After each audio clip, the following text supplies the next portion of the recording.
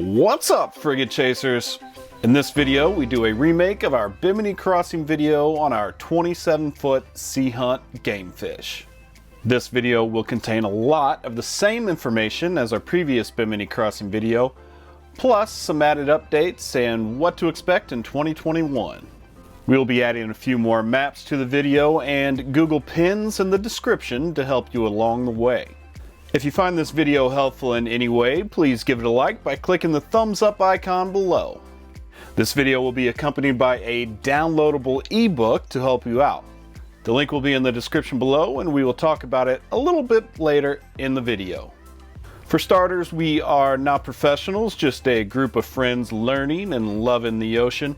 The goal is to make a crossing video that will help the first-time crossers with the mindset of what we wish we knew on our first crossing. If anyone has additional info or corrections to current procedures, please feel free to add them in the comment section below in order to help us all. We have only made the crossing a few times and every time was the same procedure for us. We like to put in at Harbour Towne Marina in Dania Beach, Florida. When arriving, just loop around through the parking lot next to Just Catamarans and continue to the boat ramp area. The boat ramps will be located on the east side of the parking lot. Eventually, someone will show up on a golf cart and take your money. The cost for parking is $20 per day for your truck and trailer. We will include the website to Harbour Towne and other important sites in the description below. Once launched, just head up to the Stranahan River and out to sea. We like to stop at Lauderdale Marina on the way out for bait, ice, and one last weather check. The Stranahan River Inlet can get a little sporty, so be careful. Every time we have made the crossing, the first third of the trip, which is about 15 to 20 miles, was super bumpy. But once we got out of the Gulf Stream and into that deep blue water, it smoothed out and was easy riding. This is not always the case. It can be glassy all the way across or bumpy all the way. It just depends on the weather and wave conditions. And if the wind is in the north pushing against the Gulf Stream, the probability of bigger waves is high. We have often been asked how big of a boat is needed. This is not a question that is easy to answer, as jet skis often make the trip on good days. The captain touches on this question in the ebook, but the best answer is to know your boat, know the weather, and know what you're comfortable with. The Frigate Chaser is a 27-foot sea hunt Gamefish with twin Yamaha 200s. If the waves are over 3 feet, we know it will be a bumpy day, and we may choose to wait out the weather. Getting slammed and wet is not a fun start to a trip. Inlet to inlet is about 50 miles. We estimate from Harbour Towne to Bimini Big Game is around 60 miles. The Frigate Chaser has a 179-gallon tank with an average fuel consumption at just over 2 miles a gallon. That allows us to go over, play around a few days, and get back no problem. Know your fuel consumption and plan accordingly. Fuel is available in Bimini, but it is pricey just like everything else. So take extra if you need it, and stock up on supplies if you have the room. Once you see land, you should raise your yellow quarantine flag. This signals that you have just arrived and are seeking permission to enter the country or do business at port. Once you have been cleared by customs, you should fly a Bimini courtesy flag.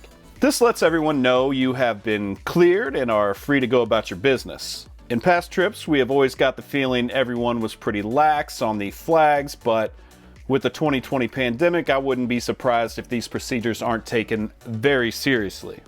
Check the description below for Google pins to help you with the next few steps of directions. Once you get close to Bimini, just line up with the Inlet to Bimini Sands and look for the markers. There is a sandbar north of the channel and it gets very shallow, so don't try to cut the corner. Head north from Bimini Sands towards Bimini Big Game. There are docks outside of Bimini Big Game you can use while checking into customs. You can check into other places besides Bimini Big Game, but this is what we have always done. Only the captain is allowed to step off the boat during the check-in process. The captain will need 1 copy of the Bahamas Custom Clearance Form, 1 Bahamas immigration card per person, proof of citizenship per person, i.e. passport, and we will have links to these documents down below. The captain's first stop will be Bimini Big Game Customs Office. If you see the 2 big blue marlins, you're there. Once done at the customs office, you will need to walk to immigrations. Just hang a right out of Bimini Big Game and go north about 150 yards. The building will be on the left. Immigration shares a building with the Town Police Station, and it's pink. You can't miss it. If you do get lost, just ask someone, "Hey man, where's the immigrations office?" Regular hours for Bahamas customs and immigration officers are 9 a.m. to 5 p.m. weekdays. According to the Big Game Immigration's website listed below, officers are on call during holidays and weekends. If you are checking into a hotel or need to grab a slip, we suggest you do this early in the day, as every day is a half-day Friday. And remember, you are now on island time, so don't expect anything to move fast because it just doesn't happen. When checking in, you will need cash for the entry fees and have the correct amount, as the website claims they do not make change. For boats up to 35 feet, the fee is $150.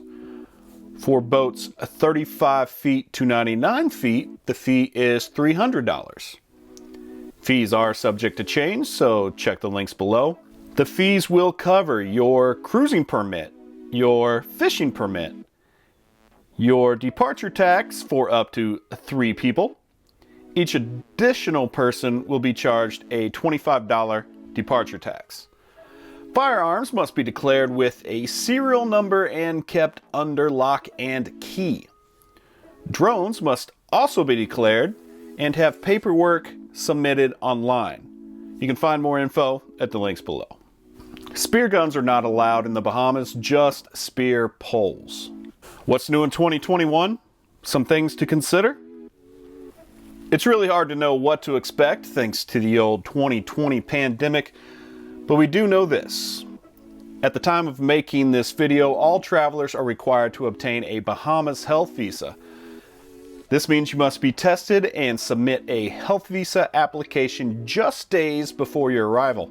Check the links below for more info on that.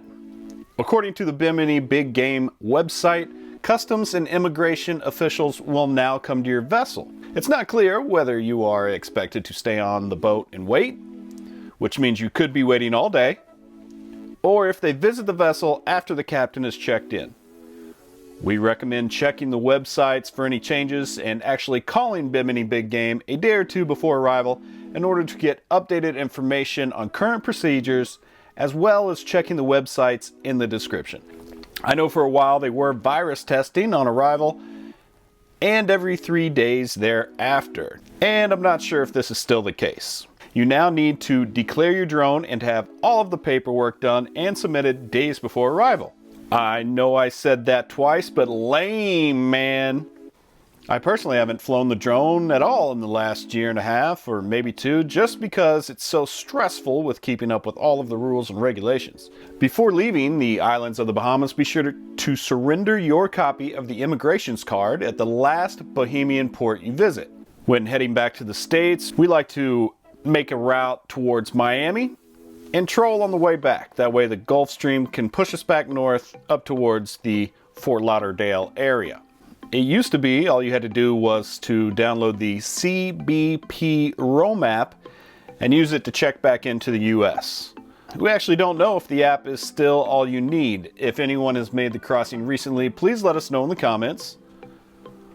One source I found says, when a private vessel arrives at port of call in the United States, the master or captain of the vessel must report their arrival immediately upon first landfall to U.S. Customs and Border Protection, that's CBP, by calling the following toll-free number or visiting the following website. The captain will then be directed to the nearest port of entry and must physically present him or herself and their passengers for admission to the U.S.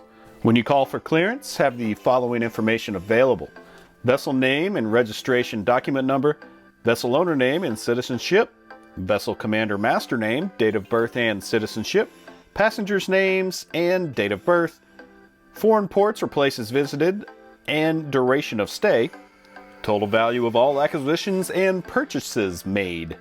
Well guys, that should give you the basics on the crossing to Bimini and back. We have put together a downloadable ebook that goes into greater detail and is packed full of useful information. The link will be in the description below. If you have trouble finding it in the description, you may need to expand the description by clicking on a little arrow icon below. The ebook covers crossing details plus things like safety and navigational equipment, our favorite weather apps, planning for the trip, what to bring, where to stay, best seasons to go, a cost breakdown, checking in and out, rental slips, locations to the Sapona, Gallant Lady, and Honeymoon Harbor, maps, Google Pins, GPS coordinates, and locations to a few of our favorite dive and fishing spots. And guys, not to mention downloading the ebook is just a great way to support the channel. Again, if you found this video helpful in any way, please give it a like. If you have any additional info that will help others making the crossing, please leave it in a comment below. All comments are read and appreciated. We have plenty of videos in the works, including last summer's trip to the dry Tortugas in Fort Jefferson. So yes, we will be posting a dry Tortugas crossing video very soon. And we recently picked up a McGregor 26 as a project boat. So subscribe for more videos, and we will see you guys next time. Frig it out.